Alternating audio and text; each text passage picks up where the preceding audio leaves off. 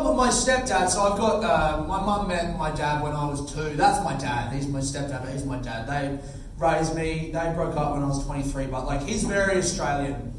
His name's Derek. So when I was, Dezza.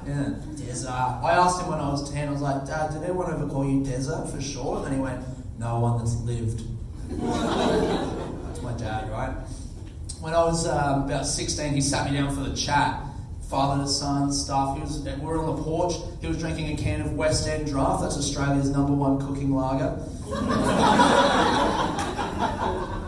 He sat on the porch. I had my first girlfriend. He goes, mate, you got your first girlfriend. Good for you. You're probably going to have sex with her. That's great. Go for it. If you're going to have sex with her, though, use a condom. Don't fuck up like your mum did.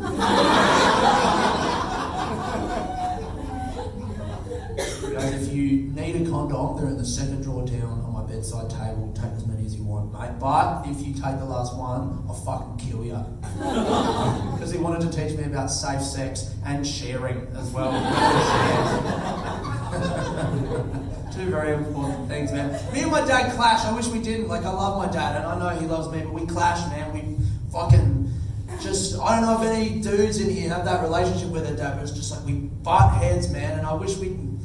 Like, I went to a private high school, went to a public primary school, and then when I was 12, I got a scholarship for this private school because I did a bunch of tests, and I used to be very smart when I was a kid, and now I do whatever this is. Whoops. I did this test, and then I went in with my mum for a meeting with the middle school director lady, and I had a short story that I'd written, but I used to play a lot of computer games, and I copied the first paragraph of the story just straight out of the opening section of one of these computer games I was playing.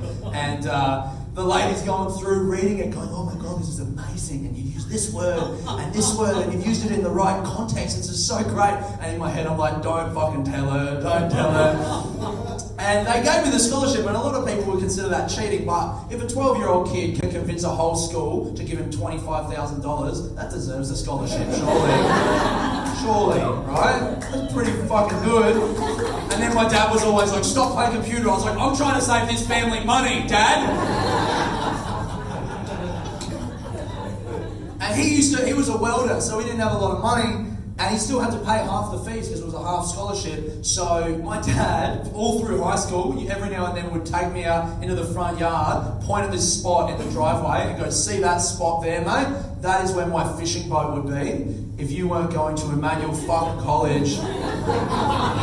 So you better work your fucking ass off. Which is a bad thing to say to your kid, right? It's a lot of pressure, but here's why I'm an asshole, because I was always like, maybe if you worked harder in school, you'd already have a boat.